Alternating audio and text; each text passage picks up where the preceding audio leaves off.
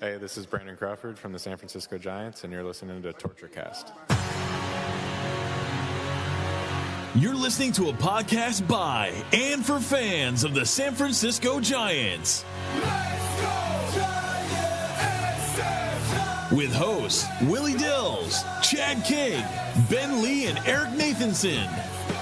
Dedicated to the greatest team in Major League Baseball, the San Francisco Giants. This is Torture Cast. Standing on time, not gonna stop. We came to play, ain't slowing down. Falling on, we're here to stay, and we're stomping on whatever's in our way. I'm feeling like a Giant tonight.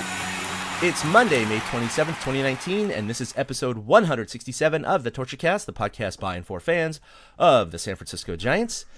I'm your host, Chad King, and joining me, not reluctantly today, but just we're a little bit in a solemn mood this Memorial Day weekend, is Eric Nathanson, back from a nice little mini vacay he had. So I think he's feeling pretty good overall. Everything's said and done, I'd say.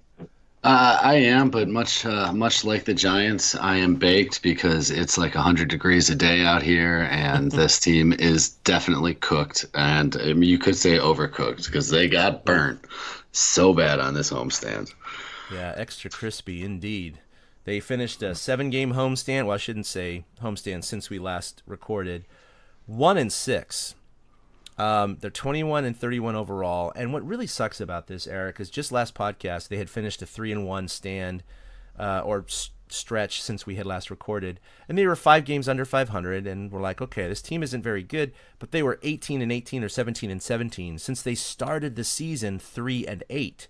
So at least there was a little bit of hope we were clinging to of like, what if they stick around in orbit of 500, right? You know, maybe they can chase that 2000th victory for Boch. Maybe something crazy could happen and they could actually stay within 5 games of 500 the rest of the year. We didn't really think that was going to happen, but I swear to God, I mean, look at the week right after we say that. Boom. They lose 5 in a row, 6 out of 7. They're now 10 games under 500. They're one of the worst teams in Major League Baseball. And it's not just because of the record this week. Granted, horrible week, but even some of the best teams have 2-5 weeks, 1-6 weeks. It will happen once in a while. It's the way they lost all of these games. And I know you put down some stats here that are just mind-blowing in terms of their run differential. Oh, well, that homestand, let's start with, it was a 1-6 homestand, and not only did they only win one game, think about the miracle, and we'll get through it, but think about the miracle they had to put together to win that one game. They were outscored 55-19 overall. It was only 21-11 in the Braves series. There was only 2 blowouts really in that series, but then it was 34-8 in 3 games versus the Diamondbacks. So, which is just ridiculous to think about. 3 games, that means they averaged over 10 runs a game. The Giants now have the 4th worst run differential in baseball at minus 78, behind Baltimore, Detroit, and Miami. And lucky for them, they get to go to Miami and Baltimore this week. So, I know that I thought that was really, really weird. Is that pretty much there's only 2 or 3 teams worse than them? Yeah, the Orioles, maybe the Tigers, the Marlins, and that's probably about it right now. yep. The fact that they were outscored by 36 runs this past week, but they've been outscored by 78 the entire season. They almost hit half of their entire season's run differential just this week. Think about that. At the beginning of this week, they were 42. They were outscored by 42 runs. Boom, 78 in just 1 week. So this is a week that really accelerated a lot of very, very, very bad stats, which we'll get into here throughout the show. But this is just the first of them. It's bad. Baltimore at 108, Detroit at 99, Miami at 92. So San Francisco Get this. not too far behind that. Baltimore plays Detroit, and the Giants play Miami, and then Baltimore and the Giants play. So all these bad teams are playing each other this week. Wow, it's kind of like the reverse NLCS and ALCS. Yep, this is the world. It's the battle for the first pick, apparently. This might be it. We might look back in September and be like, you remember that series? No, but... The toilet series, yeah. Yeah, it is. It's weird. They're like fighting for first place in the toilet bowl, yep. Oh, man, this is bad. So, yeah, they're in last place. 13.5 games behind L.A. I mean, just last week it was 9.5, 8.5. We're thinking, man, that's pretty bad. 13.5, 3.5 games still behind the Rockies for 4th place. and they are now, with their winning percentage, on pace for 97 losses. And if this continues, not with a 1-6 clip, we know they're actually going to start winning some games at some point, but if it gets much worse than their current winning percentage, this is a team, if things go really south, that could end up with 100 losses. Well, they've only done it one time in their history in 1985, and you said 97 losses. That would be their fourth worst season in history if they hit that mark. They've lost 98 games twice, one of them being back in 2017. They lost 100 back in 85, the only time they've ever done that. And then apparently the 1943 Giants under Mel Ott lost 98 games, which is an accomplishment in and of itself because they only played 154 games back then. That is an accomplishment. All right, so let's we're not going to dwell too much on every game because we don't want to really relive all of these blowouts, but let's rewind all the way back to Monday. We had just recorded when the Giants were going to be playing that evening. They played the Braves, and this was a 4-game series in San Francisco. They lost 4-1, and the Giants only managed 2 hits, both by Crawford, which, hey, let's be honest, he needs the hits right now. But yeah, it was kind of fun that he was the one that got the only hits that day. It was like, all right, so when he's good, the rest suck, and vice versa. So Tuesday was that epic 9th inning comeback that you were referring to. They were down 3-1 going into the 9th inning, and they scored 3 runs with 2 outs. But like you put here, the Giants were down to their last strike 8 times. 8 times. I mean, and what really developed and what was very atypical of Giants baseball is that 2 stolen bases in that inning were really key to providing the fuel for that comeback, both by Pilar and then Mac Williamson. What? Huh? Where did that come from? And they forgot about him too. They didn't even seem to hold him on.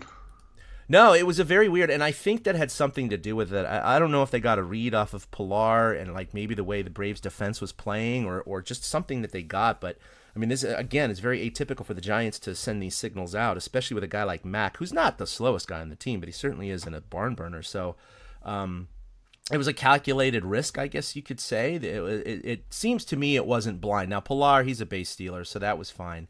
Mac was another one that was kind of out of left field, but I think it was a read, like you suggest, that they're like, well, maybe. I don't think they're really paying attention. Let's just do it. And they took a chance, and it paid off. So with 2 outs and a full count, bottom of the 9th, runners on second and third, down 3-2 after Pilar, of course, had singled a guy in, stole second. Then there was another hit, and then Mac stole second. Joe Panik comes up to the plate, fouls off a ridiculous number of pitches, and then this happened. On the ground into right field, a base hit. Here comes Williamson. This game is over.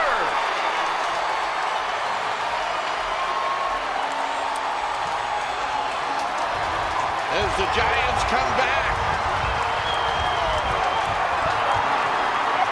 with 3 runs here in the 9th inning, and what a great at bat from Joe Panik. Yeah, so that was fantastic. Thank you, Joe Panik, for giving the Giants the only win of the week. Something to cling on to, something to play for you podcast listeners, but I think that's pretty much the only audio highlight we have for you. Sorry. It was a fun old school win, though.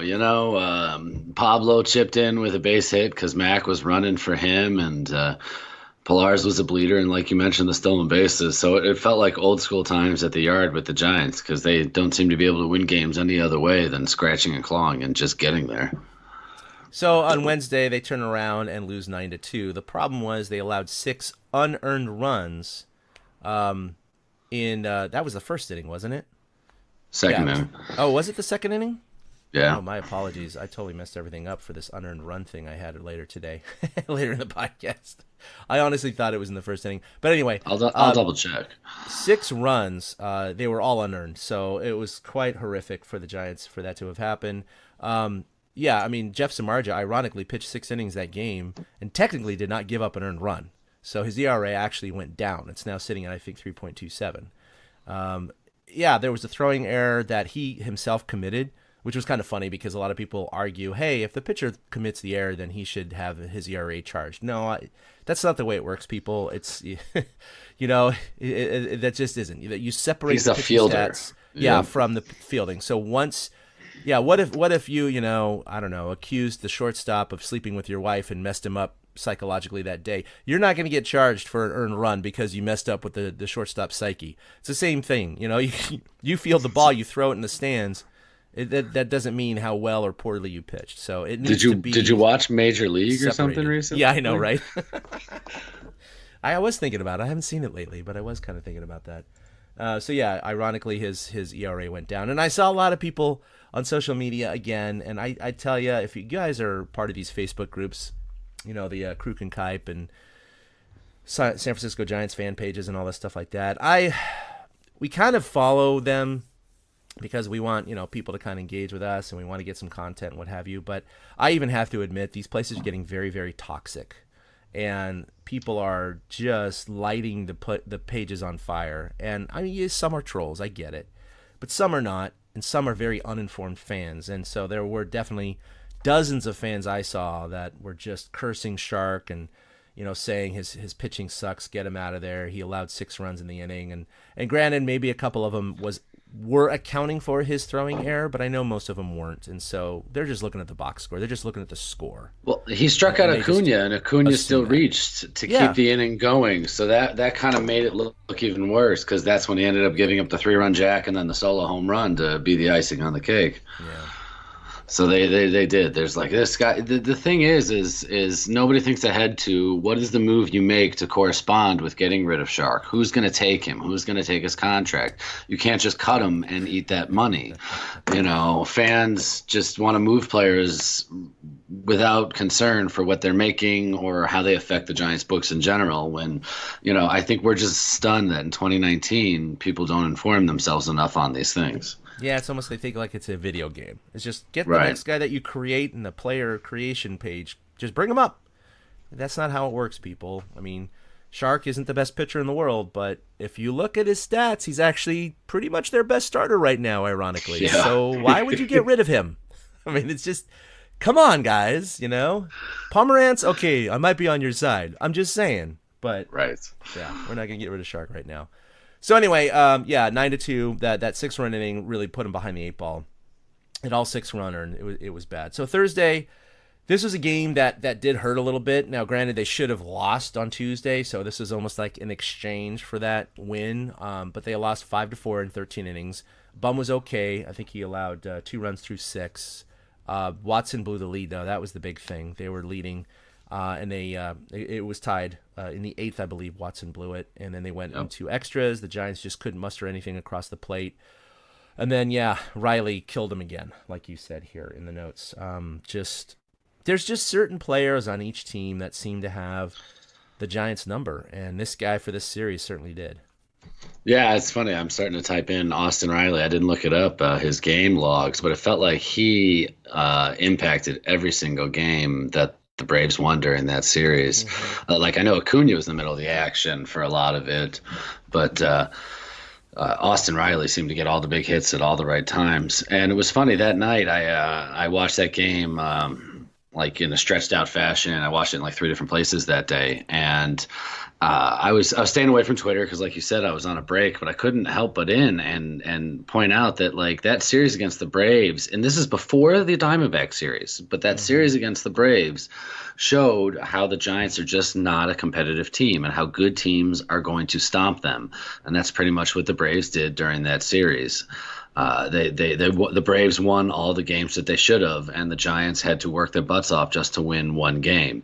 And it's so frustrating as a fan, and that's why I partly get where certain fans are coming from, but it's so frustrating as a fan to watch the team do that over and over and over again. Like, it's not even competitive at times, and like I said, they hadn't even faced the Diamondbacks yet. Yeah, look at that. Austin Riley hit 3 home runs, drove in 8 runs. And had 6 hits overall against the Giants in that 4-game series. Yeah, it just really showed the difference between a top tier team, other than like the Dodgers, you know, and a lower tier team. The Giants were totally outclassed by the Braves in that series. Yeah. All right. Do you want to kick us off for the 3-game series against Friday night? The maelstrom of shit that it was. Oh my God, Friday night. I wrote, I'll tell you, listener, I wrote in the notes poop emoji because that's what it was. I noticed you noted the unearned runs, but that's for later. The Giants lost 18-2.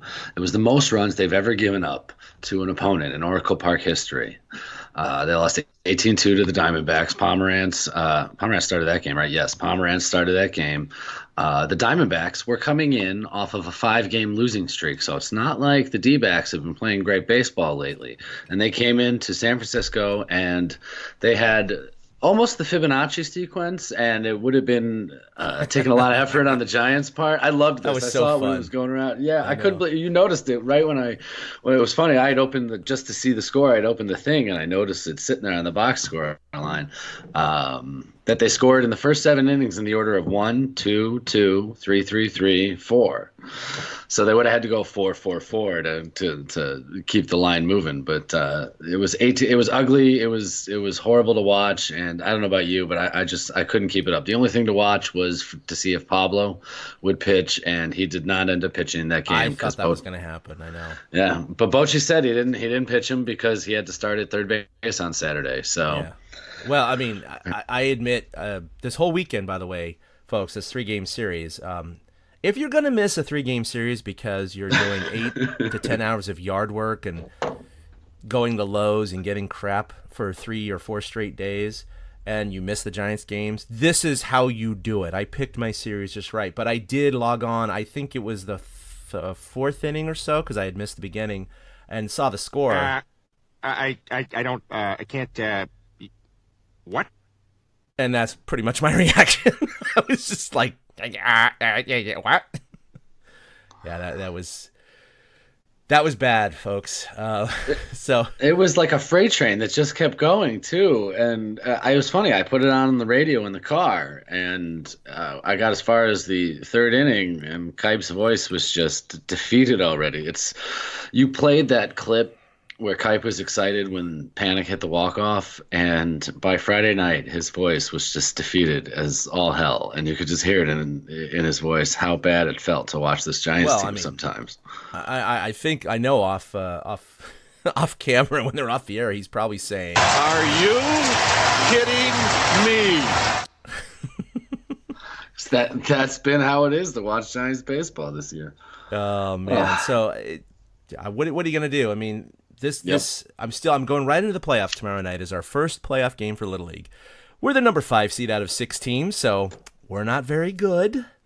We're going to be playing the number 4 seed who just has like a half-game lead on us or something like that, so we're kind of evenly matched, and I'm telling you, man, this is where you need the mercy rule. You know, if you're up by 10 after 4, they should do that for the major leagues. Just like save the pitcher's arms, man. Just let them go home. Let them go home to their wives and, bang one out. I don't know. Just, get over the night. Jesus Christ. Hey, props to Derek Holland, though, for continuing to wear it at the end there. He pitched 2 scoreless innings in the 8th and the 9th innings. So he's super mop-up now, I know.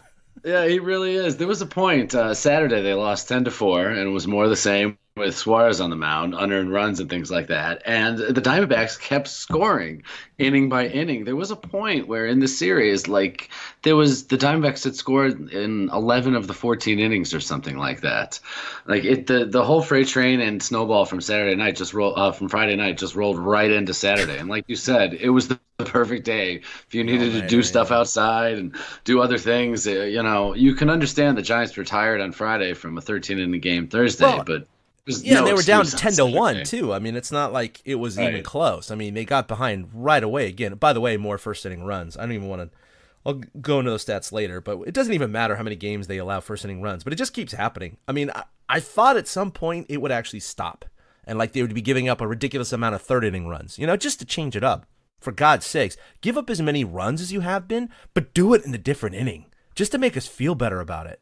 But there's something going on. There's something in the water that the starters are drinking. I don't know what the hell's going on. But, I mean, it's just I've never seen anything like this.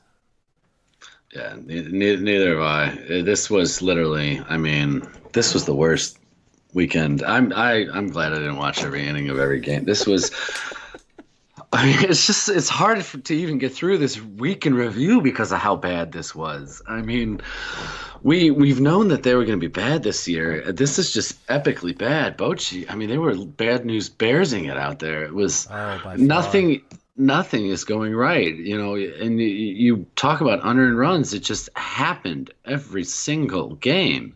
So what, Saturday, that was who? Suarez on the mound. He gets optioned. Sam Coonrod gets called up. And then Sunday it was a little better. They were down 6-0, and they managed to make it 6-2. Early runs killed Sean Anderson. He let up 2 in the first and 2 in the second. One of them because he didn't look a runner back. Yeah. He just kind of airmailed it in, and that was an autopilot move. When you're on the baseball field, you're taught to look the runner back, and he just looked and then threw to first. He didn't actually look the runner back. And then the Giants threw the ball all over the field. There you go, 2 earned runs. But Little Yaz was a lot of fun. The Yasmanian Devil. Yeah, no, that was fun. He did have 3 hits in his first game. I think he went 0 for 3 the next day, but. No, it was fun, but that first bloop single he had to left field, he overran first, and the left fielder nailed him back and picked him off. Back picked him. So it was kind of fun to see his family. Even I don't know if that was his wife or is he married? Yes, it was. Yeah, that was his wife. Was his wife, and she's all happy, and you see her going, "Go get back, get back, get back." And then on his second hit, as he's going down the line, Kipe yelled it. He's like, "Stay at first." And the wife again, she's like, "Yay, okay, relief. He got another hit." And then she, did the joking, "Stay there, stay there, stay there." Yeah. she fits right in. That was really funny stuff to watch. She obviously knows what's going on the baseball field. She was, that was good. Definitely really into it. That was the best moment. Even though Panic had that walk-off Tuesday, I mean, that had been washed away completely by the weekend against the Diamondbacks. Yeah. So those moments with Yaz and his family, those are those moments I'm talking about that I want to enjoy during the season. That was a lot of fun to see. Yeah, no. It was good. So he is the grandson of the great Carl Yastrzemski of the Red Sox. So yeah, direct relationship to the great one there. So pretty cool. We'll see what he has to offer. I personally don't know too much about him. I haven't really looked up his stats, so I'm not sure. I looked up a couple things. He's been in the minors. This was his 7th year in the minors. He was originally drafted by the Red Sox, but he ended up going to school at Vanderbilt and got drafted by the Orioles in 2013. So he's been bouncing around the minors in the Orioles system for the past 6 years. And then the Giants traded crap. I wrote it down earlier and I threw that paper out with something else. They traded somebody away for him at the end of spring training, like March 21st, to get Little Yaz into the outfield. And he was, you wrote it here. He's the 10th different left fielder that the Giants have had this season. Yes, it is. That's not good.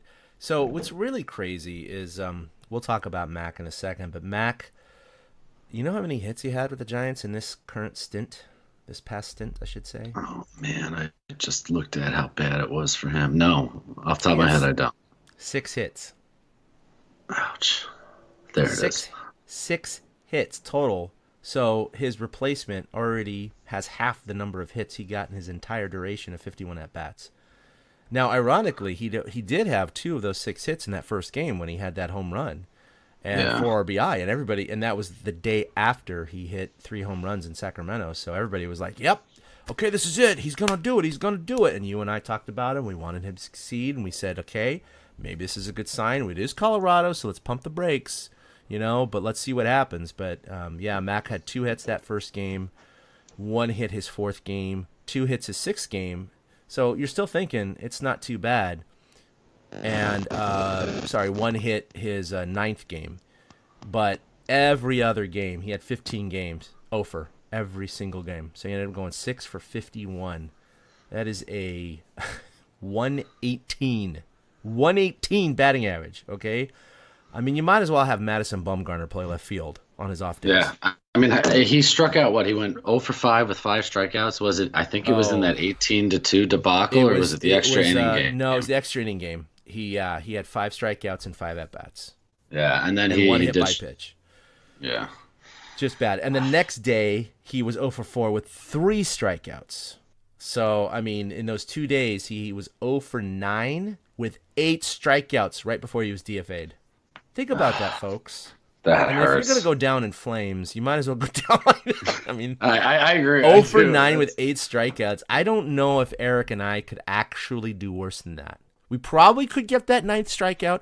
I'm just saying, you might put maybe, the bat on the ball. Yeah. maybe we get one ground out or something. I don't know. Dinky little pop up just over to the first baseman or something. Yeah.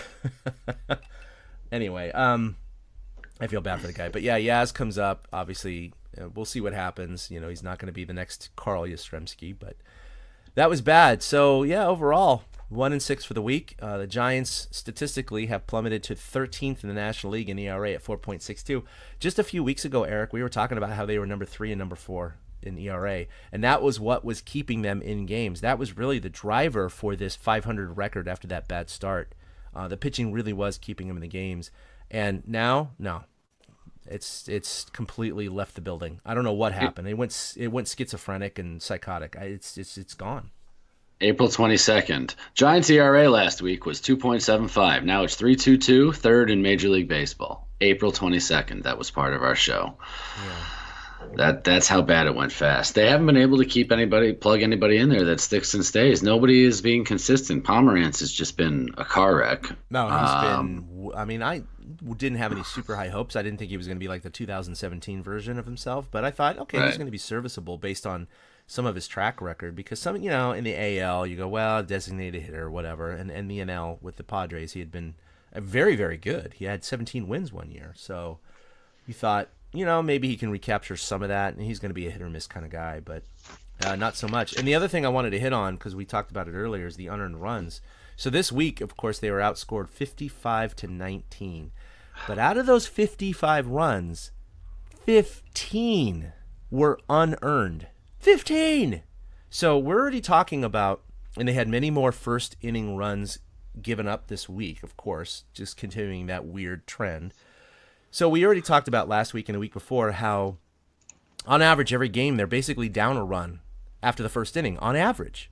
So now you got to play the 8-inning game down a run. Statistically, that's going to be hard to do and hard to have a 500 or above record. Now, this past week, you have 7 games in which you gave up 15 unearned runs. So now you're giving up more than 2 runs a game that are unearned on top of that first inning run, which some of them are combined. Point being, on average, you're literally giving 2 runs, per game to the opposition, and you're down by at least a run or 2 in the first inning. So with this pathetic, anemic offense and the pitching the way it's been lately, even with the earned runs, it's just a recipe for disaster. 40-19. So take away those 15 runs. They still got outscored 40-19 over the week. Still get, exactly. It's They still still bad. allowed It's almost still 6 bad. runs a game. Yeah, that's still almost 6 runs a game instead of the 8 runs a game that they did allow. Yeah, no, it's not good no matter how you look at it. But they're dead last in the NL in average at 221. They're still 5 points behind the Marlins of all teams, who they play next. They're dead last in runs in the first inning, like I just mentioned. Scored at 0.21. Okay, so they score 1 run in the first inning on average every 5 games.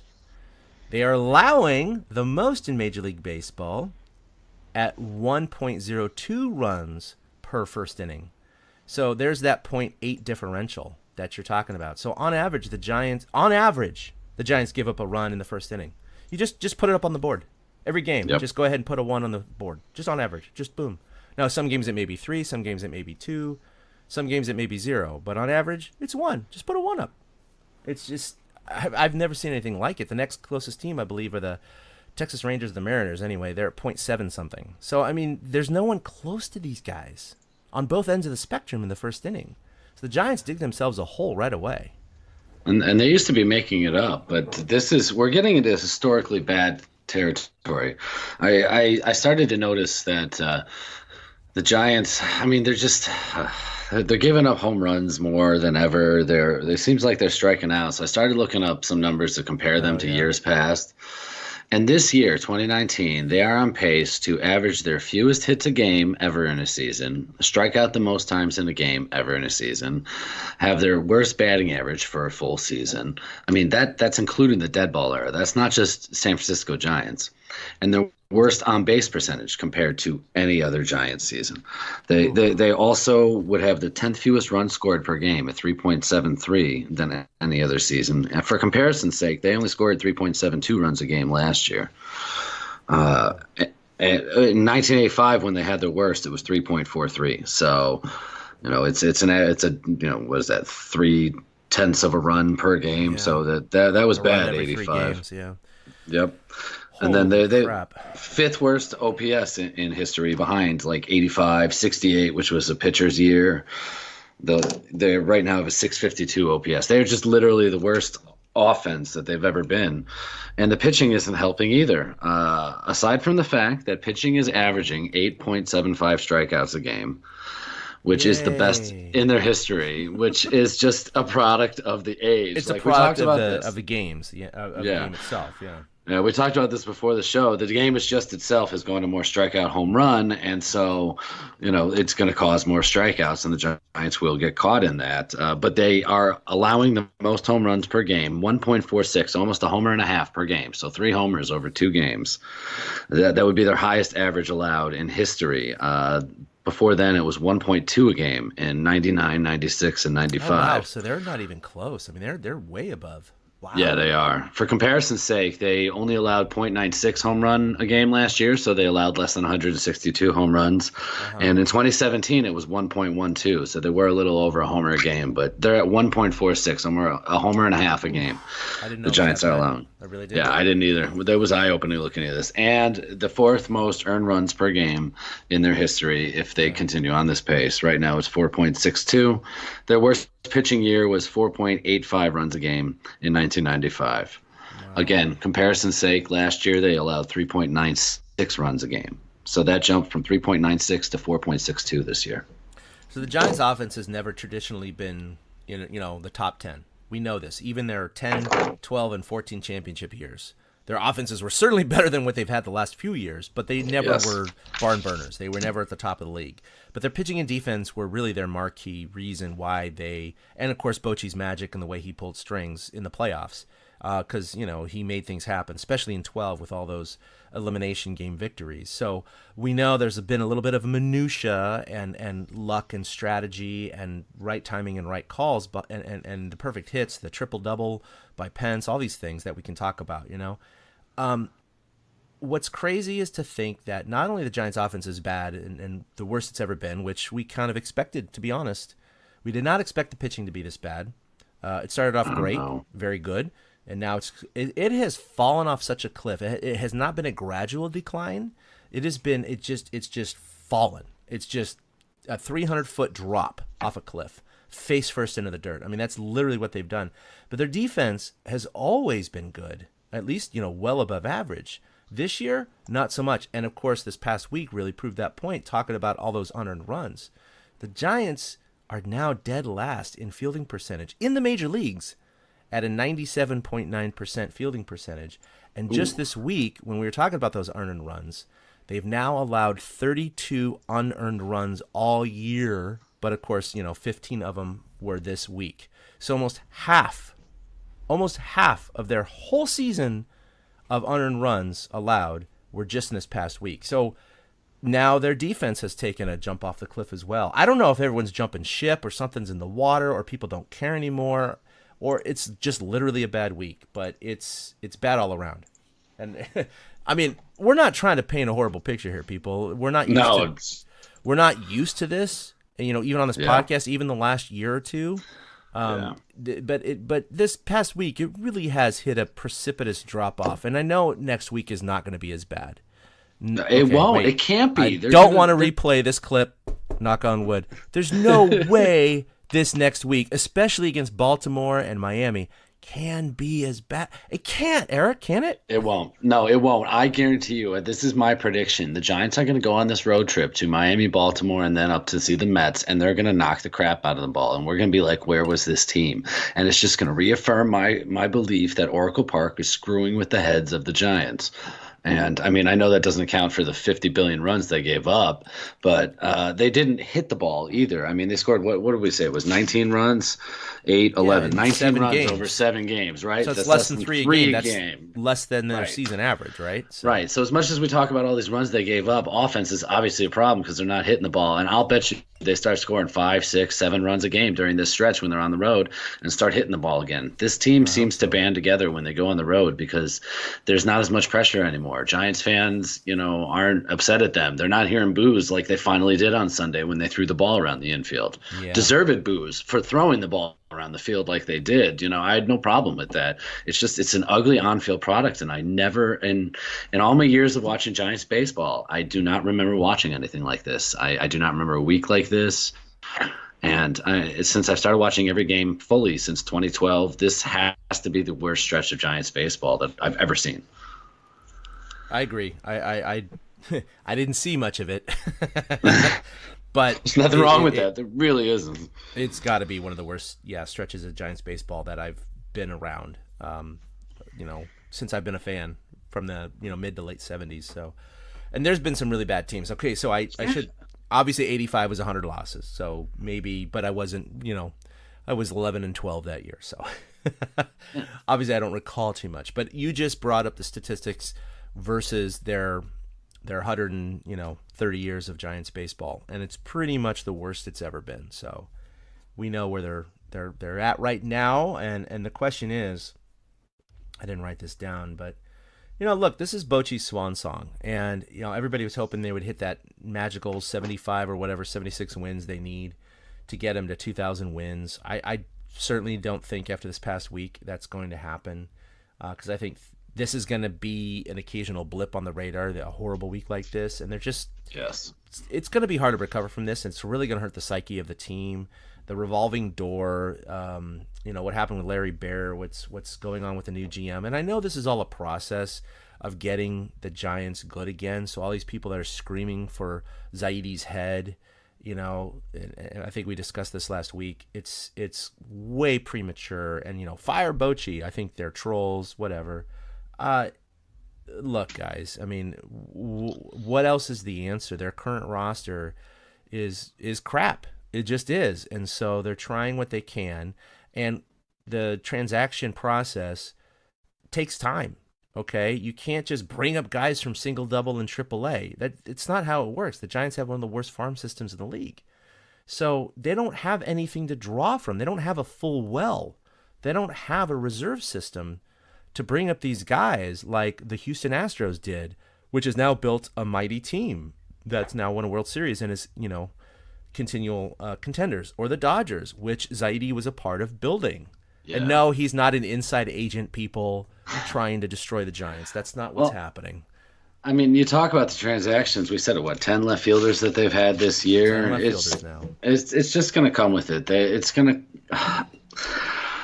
I mean, some of these teams you talk about, it took them a couple years to get it going. So it's going to be trading season here soon. And I mentioned this, Chad. I'm going to write an article at the end of the week identifying, everybody does it, but identifying who I think is a possibility to be traded, on the Giants, and maybe what they can get back for certain guys, and look into that a little bit, because the trading deadline, they need to start pulling the trigger. They need to start making trades. I don't think they should be shy about it. I think they should be shopping people and see who they can get. I think there's no question about it at this point. I mean, the franchise has hit an all-time low, and it could go lower the rest of this year and into 2020. It really could. I'm not trying to paint a bleak picture, but 2020 is not going to get much better. It just isn't, because most likely they will have traded Bum, maybe another person like Belt, and then who knows after that. So the point is that it's trying to restock your farm system. So those farm players are not going to be ready in 2020. Joey Bart's not necessarily going to be ready in 2020. So this is a multi-year process, and so we may not be at the bottom of the valley. We still may be descending. And God, I hope we are, man. I hope this week was the worst of it this season. I don't think it's going to get worse than this week as far as a week-to-week basis, but as a year-to-year basis, I do think that it's possible this year is going to be worse than last year. Hopefully not worse than 2017. And, 2020 is going to be just as bad. And then hopefully 2021, not later, maybe 2022, things start going back up. But that's the problem, is that as fans, we have to be patient. This is not an overnight fix. You just can't do it. We didn't get Bryce Harper, and as it turns out, statistically, maybe he wouldn't have helped too much this year with his on-base percentage and I mean, I don't think he would have helped this year. That was a long-term investment, but I think the Giants probably feel I think they feel good about the fact that didn't end up going through. Well, no, because now they have the cash, not necessarily for next year, because there's not necessarily a big-time free agent on the market next year, but at least they have the cash reserves. If they, especially if they execute these trades and guys like Crawford and Posey come off the books after 2020, they're going to have some serious cash to draw some guys in. And then on top of that, they're talking about bringing in the fences for next year or the year after. And if that happens, and moving the pens, whatever, that's a safety thing. But I think it will attract some guys, and I know there's still the California tax problem or whatever. That's an issue that only millionaires have to worry about, I'd say. But I do think this is going to be a 2 to 3 year process until we see the Giants at 500 or better. That's my honest opinion. Yeah, I agree. Which is you take the good, you take the bad. Things are just amplified today because we have more media, us included as a podcast. We have Twitter, we have Facebook, we have the constant stream of information and feedback. Whereas when they went through things like this in the 80s, people just read about it in the paper, saw it on the evening news, and that was the extent of it that they had in their lives. Whatever, right. Yeah. Yeah, it's just a little different now. Everybody is hyper aware of everything. Every transaction the Giants make, everybody knows within a half hour to an hour of it happening if they're like plugged into social media networks. And back in the day, you might have read in the paper the next day, oh, look at that, the Giants called up this guy, and you might not have even realized he was in the game the night before. Oh, that's what I did all the time. I remember my summer internship at my dad's microprocessor manufacturing plant, or whatever, in Sunnyvale. In the early 90s, I used to go in, and in my lunch break, I'd pick up the paper like at noon and then read the box score from the night before if I didn't listen to the game, and then read about transactions and summaries and all that stuff like that. It's a completely different world, because now even if you don't watch the game like I didn't this past weekend because I was so busy, I have a phone that's connected to the internet with an MLB at bat app, and I just launch it up and I go, what the F? And you can play videos of the good plays. Like Duggar made that fantastic diving play on Friday night where he kept his balance as he rolled right through it. It was beautiful to watch. I love watching Duggar out there in center field. No, he's been great. Pilar's been great defensively too. So I have no complaints about those guys' defense. Just overall as a team, definitely been lacking. So we said, of course, 10 different left fielders since or for the year. Now, just to give you some context. Every other year has been just as much or fewer, except for 2017, 2 years ago. Of course, when they lost 97 games, they had 14 left fielders. The problem is, ladies and gentlemen, we're not even halfway through the season. So, with Zaidi at the helm, I think it's very, very likely they're going to have more than 14 this year. Probably. I mean, they've used 42 players on their roster already, I believe, too. That's crazy. 17 extra. 17 over the 25. I mean, that's just... Yep. We're going to get to 50, baby. We're doubling it. It's really crazy that it's been that much of a turnover. We expected it, but we didn't expect it completely like this. But when the cupboard's bare, what can you do? You try to stock it with what you can. All right, so we'll talk about transactions. We've mentioned all of these guys pretty much throughout the show, but Mac Williamson, after his 51 at-bats, hitting 118, he was DFA'd for the second time in 2 months by the team, which has got to just be a gut punch to the soul. But Bochy talked about how it was really hard 2 months ago, but it was even harder this time because Bochy has been with this guy since 2015, the last 4 or 5 years. And he said he truly is a giant. He is a giant through and through. He was drafted by the team. He has been with the team his whole career. He has worked himself back into the major leagues through incredible performances in AAA. And Bochy basically just said, we just need help. We need help. And he's not providing it. So it's a tough business decision, but it has to be made. And You and I talked about letting him steep a little bit, letting him marinate and just see what he could do. But I don't think you and I expected this poor of a performance before he came in this year. He had a career major league average of 226, I believe. It was in the 220s, regardless. Obviously a low average, but you jack it up 40, 50 points and it's acceptable. Yeah. He didn't jack it up 40, 50 points, ladies and gentlemen. He was down to 118. I mean, he was 100 points below. He had half as many hits. It's just the Giants, if he was still hitting 220 at this point, I guarantee you he's still on the roster. Absolutely. I thought that this tryout, I thought this was going to last a few weeks. And then I said it on last week's show, though, the way it'd been going, I thought that this homestand was his last shot. And I didn't expect him to not make it to the end of the homestand. I thought if there was a transaction involving Mac, today would have been the day it happened. Yeah. But to see them pull the trigger like that, I also, when we talk about the grand scheme of things, I also appreciate, though, a front office willing to pull the trigger like that. Because when you need help, get the help. Don't just keep sending the guy out there that's floundering. And Mac was a great guy, stand-up guy. He is a Giant all the way. But, again, like we talked about in the season preview show, maybe Mac needs some new scenery, some new surroundings so he can get himself right and in a different baseball mindset. I mean, He's not Hunter Pence, but look at what a new home has done for Hunter Pence. And so I think it's possible that somebody like Mac, he'll get his one more shot somewhere, and I hope he does well with it. Oops. Hold on a second. We rarely get calls on our home phone, and I forget to mute it. The thing about Mac is that, he cleared waivers last time, and he elected to be reassigned to AAA. This time, if he clears waivers, and that's a big if, although if he cleared last time, I don't see him necessarily clearing or not clearing this time. The problem is that he can elect free agency, and I can't put myself in the brain of a 26, 27-year-old, career minor leaguer who has a lot of power and a lot of promise on paper. I do see him electing free agency this time. I do. That's my gut feeling. I don't think he's going to be... He realizes Zaidi has now seen him, and he pulled the trigger after his really poor performance. If he comes back up and hits 50 home runs in AAA, it doesn't matter. He may or may not be called up, and if he is, he might just have that short tryout and be DFA'd again. I think he needs a new place to go. Yeah, he might not even get at bats because the Giants don't want to look at him anymore. The Giants have seen what they can see.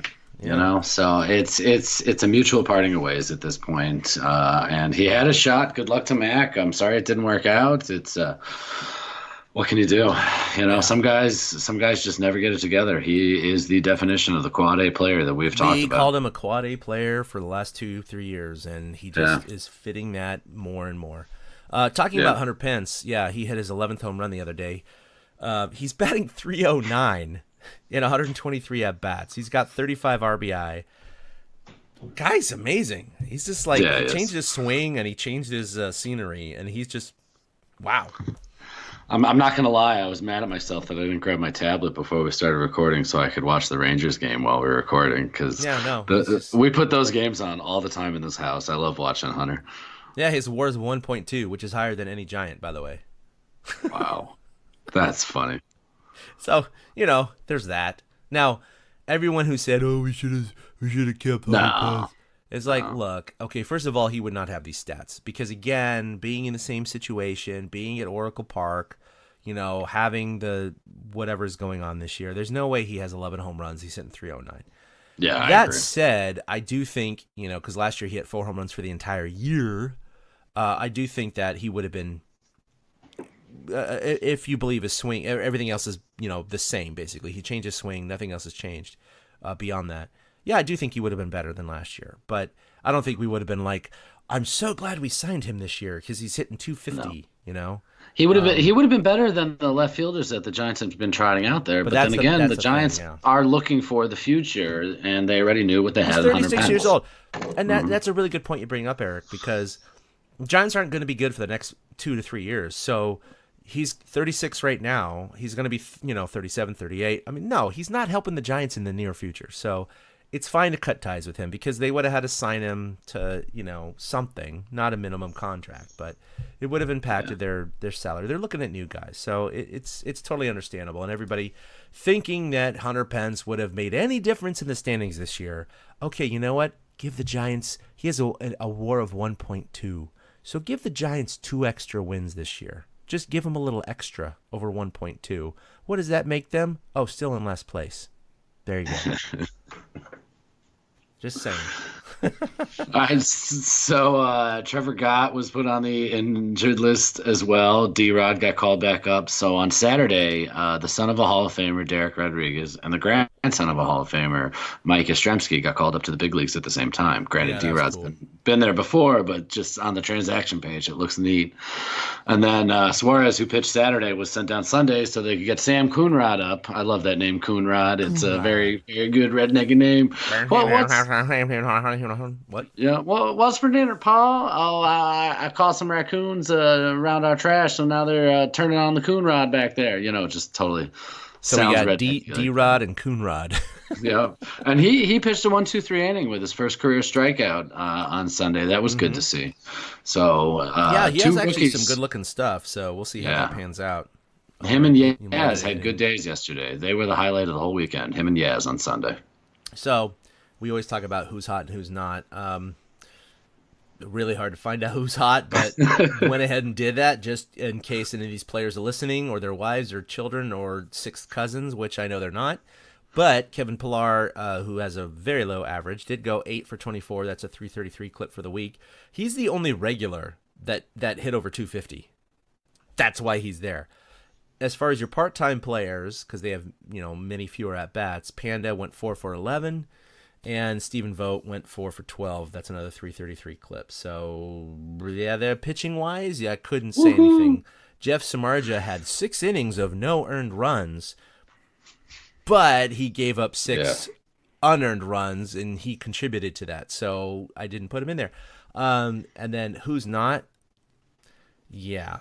The list is way too long. We're not doing this. It's everybody. It's the whole team. It's the whole team. It wasn't just the pitching. It wasn't just the defense, and it wasn't just the offense. It was all three. It was the holy trinity of suck this week. So, what are you gonna do? I mean, Right. There's no need to performed harm. Yeah, we've already talked about how bad the week was. We don't need to point out individual statistics as well. Everybody had something go wrong this week. All right, you got a minor league report here? Helio Ramos had gone on the disabled list with a knee thing a few weeks back. He came off for San Jose tonight, and he's already got a single. He's 1 for 2 so far with a single and a strikeout.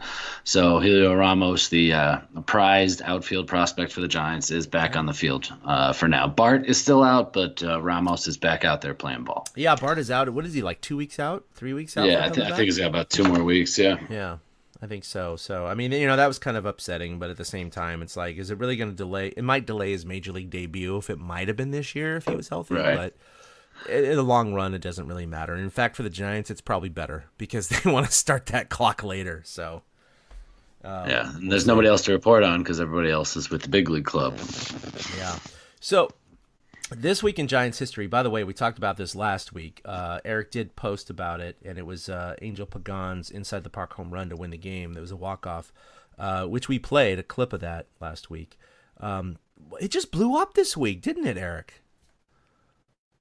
Yeah, everybody related to it. I think that the confluence of events of a holiday weekend, and so not everybody doing much, just kind of hanging around the house, and the fact that the Giants were so bad this weekend, we all missed those good old days. And then even though 2013 turned to crap after Pagan had that mad dash, everybody wanted to relive it, and I think it was fun. Yeah, everywhere. And so I appreciate everybody who clicked on it and read through it because that was a fun this week in Giants history. I'll never forget where I was for that Angel Pagan game, and it seemed like a whole lot of people felt the same way. Yeah, that was one of those touchstone moments, like you said. Even though some people were like, "Well, after that they finished last place that year or whatever." Yeah, and it was like they did. that wasn't the point. The point was the moment in Giants history. Like, it wasn't this is what propelled them to a championship. This is what was fun. So anyway, yeah. I mean, it's got to be one of the greatest regular season moments in that park's history in the 20 years of that park. That has to be in the top 5 for regular season moments. There's not much else that tops that. I mean, the electricity and everything that came with it. The picture that was at the top was fantastic with Pagan. AP got a great photo that day, and then like Flannery dancing Flannery down. coming down. He almost outran Pagan. I mean, he was like. That was so much fun, and I know that Flan remembers that day. By the way, Flan, I know he just left Twitter, probably because all the toxic stuff he gets for his political stuff, but he does follow us, and he's interacted with us several times. He's a really cool guy, and just to see his kind of perspective on life outside of baseball definitely gives context to, hey, look, a guy who won 3 rings as a base coach for the Giants is like, whatever, Maybe we should all calm down about this. It's just baseball. It's just baseball. And he's letting it happen. Like he's just letting the process happen. He knows where the position Bochy's in at this point. Yeah, he knows. And who knows if he'll care that much after Bochy leaves? I have no idea. But for this week in Giants history, I'm going to talk about a game in 1964 where the Giants played at New York at Shea Stadium. And them and the Mets played a 23-inning game, and it was game 2 of a doubleheader. And I actually grew up hearing about this game from my father. He was there and told me about how they ran out of food, and the vendors were starting to go to the nearby stores and pick up food, so people were getting sandwiches and stuff like that in the 18th and 19th inning because the game just kept going on and on and on. Beer, so, unfortunately. Yeah, no, I'm sure that was cut off way, way, way before that. And it's funny because me growing up in Chicago, that's how I got to see the Giants when they came to Wrigley. My dad was still living in New York at that time, so the way he saw the Giants was when they came to see the Mets. So there's no way he was leaving that game. So I'm going to look back on that and probably throw a little nod in there to the anniversary of Willie Mays' first home run off of Warren Spahn. That was also, I believe, on like the 28th or the 29th this week. Nice. All right, well, coming up for the Giants, they have 3 in Miami. Today was an off day, which is unusual for Memorial Day, by the way. But the Giants did have an off day, so they have 3 in Miami. And then, is it 2 or 3 in Baltimore? I think it's just 2. No, it's 3 in Baltimore. It's Friday, it? Saturday, Sunday. Yeah. Okay, so it's 3 in Baltimore. So they do have 6 games this week. Yeah, so can they go 4-2?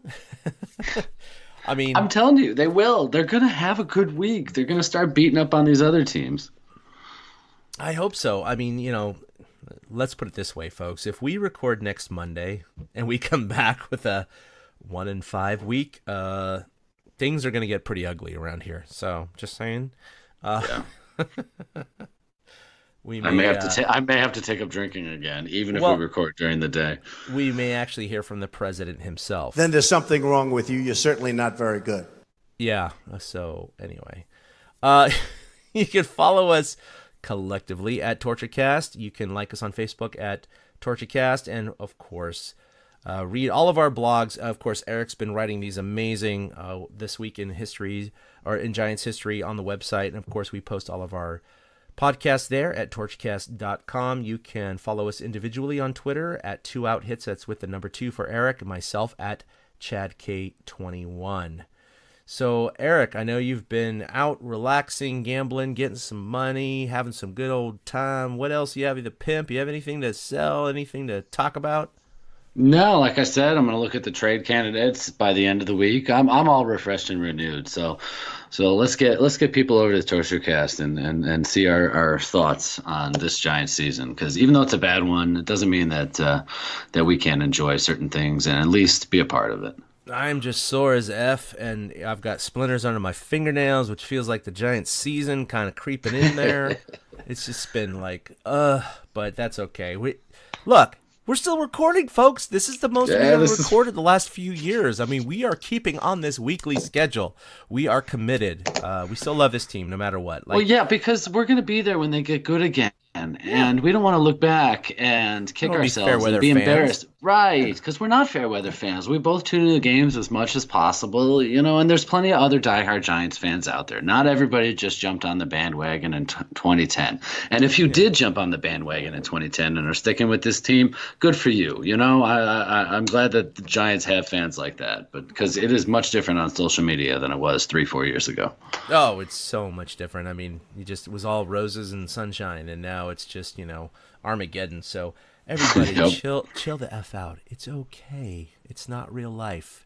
This is a process. It's going to take some time. The Giants cannot be good for 10 straight years. They just can't. I mean, I know some of these Bay Area fans, myself, I'm a huge Warriors fan. They've been incredible for 5 straight years, not 3 out of 5, 5 straight. So we'll see what they do against Toronto. By the way, congratulations to both teams to making the finals. But You got to pick. Do you think the Warriors are gonna? What do you think is gonna happen in this series? that's a good question. So, going into the Portland series, I thought that they were going to dominate Portland, even without KD. But the fact that they swept was really surprising to me. And granted, the last game was OT, but still, the point is they swept. And so, Houston was really the big challenge, and they got over that with KD for most of the time. So what's funny is that the Warriors, classically in their 73 win campaign, in a couple of their championships, or I should say just one actually, because KD's been a part of 2 already, is the fact that they pass the ball more with KD out, right? More 3-point shooting, more passing. When KD's in, it's more ISO because they feed it to the big man, and it's not every game. Obviously, there's some games he doesn't get as many touches because sometimes he defers. But there's so many games in which he just ISOs and does his backstep jumper, right? And when he's on, he's on. When he's off, he's off. And it just seems to me like Clay and Steph seem to be a little bit shy in those games because they're like, he's the man. Let's just feed it to him, right? Same with Draymond. He's always complaining about the refs and not playing the best defense he's ever had. KD leaves after his injury. And freaking Steph and Clay and Draymond play like they're 5 years younger. Like it just blew up. I mean, look what Steph did. He averaged 36.5 because he went 37-36, 37-36 against Portland, right? I mean, this is classic Steph. Oh, he had that crazy second half after he had no points in the first half in that series. That was Houston to close it out. That was phenomenal. that was Houston when he closed it out. But I mean, these guys are playing out of their gourd, and this is after Boogie went down too. I mean, these are 2 huge guys who propelled them in the regular season. By the way, not to the best. Yes, the best record in the West, but not the best record in NBA. In fact, they're number 3. So that's why they're the visitors to Toronto, because both Toronto and Milwaukee had better records than them. So I didn't realize that. So they open on Thursday in Toronto. They would have opened in Milwaukee too, so it didn't matter. And personally, I feared Milwaukee more than Toronto. I am shocked that Toronto won that series. Milwaukee won the first 2 games, and I'm not saying that Toronto didn't have a chance, but Toronto won 4 in a row, right? They won the first those 2 at home, then they stole one in Milwaukee, and then they won back in Toronto. So, they basically swept the Bucks, and the Bucks basically, by the way, the Bucks had not lost more than 2 in a row all year. Yeah, it was like the Reds in 2012 against the Giants. Yeah, exactly. So, definitely, I think it's not going to be a sweep or anything either way. But at the same time, if the Warriors, I think they'll definitely take a split in Toronto. Excuse me, as I sneeze. Cut that out. But I think if they split in Toronto and then take 2 at home, they're up 3-1, and then who knows what happens from there. So I think Warriors in 6. What do you think? Yeah, I think Dubs in 5 or 6. I don't think that Kawhi can carry the entire team against Golden State, and I truly believe Golden State is this era's dynasty. I don't see a team like the Raptors upsetting them, but hey, things happen. Dallas once beat Miami in a NBA Finals, so it's true. It's possible, but I really, the Dubs are too good. KD's gonna be back, right? Well, it's not confirmed yet, but I would suspect so, and even Boogie might be back. So that'll be interesting, though. That's the whole thing of they've been playing so well without those 2 guys. They're basically 5-0 without them. You know what I mean? That's true. So it's kind of like, okay, 5-0 and a half a game, by the way, which they were down. So it's almost like 5.5-0. Point being, yeah, I would rather have KD and Boogie than not, but I am curious to see what the 9-day layoff and the two new guys who haven't played with for the the last series and a half or two will play together. And we've seen this with the Warriors in the regular season where they just lay an egg and lose against Phoenix, the worst team in the league at home, right? It happens. They have these. I can see them losing game one and then kind of. I getting can see together them losing game one. Yeah, exactly. Yeah. I think with the 9-day layoff and Toronto's going to be super hyped because this is their first finals and Toronto's like with Jurassic Park and the whole thing. They're just like that's they're fun. That's off the fun chart. stuff too. It's a shame your team's playing them because it's fun stuff. Yeah, but I mean, everybody. I do see some people going, "Oh, I think this is Toronto's year. Golden State's all washed up," and it's like, Nope. okay, let's just look at this. There's 4 series per year, right? So you have the first 4 years, and that's 16 series. Then you add these 3 series, that's 19 series. How many series have they lost? 1. Exactly. They're 18-1 in all of those series. And that one series they had, they could have easily won if just one of those guys made the shot. Or if, that block wasn't made on Iggy with, LeBron chasing him. Point being, no one shot, by the way, at the end of that game in Game 7. Everybody was missing. Yeah. It just took Kyrie's last minute, 3 or whatever. Anyway, point being is that they're 18-1 in the last 19 series in the playoffs. So for people to go, wow, Toronto has this, it's like, okay, sure. Yeah.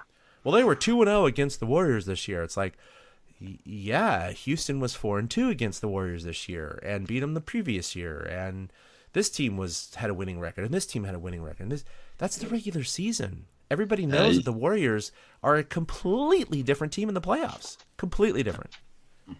You want to be the king, you got to beat the king. So anyway, for all you Giants fans who don't give a crap about the Warriors, sorry about that. Yeah, they could have turned off 10 minutes ago. Sorry. Yeah.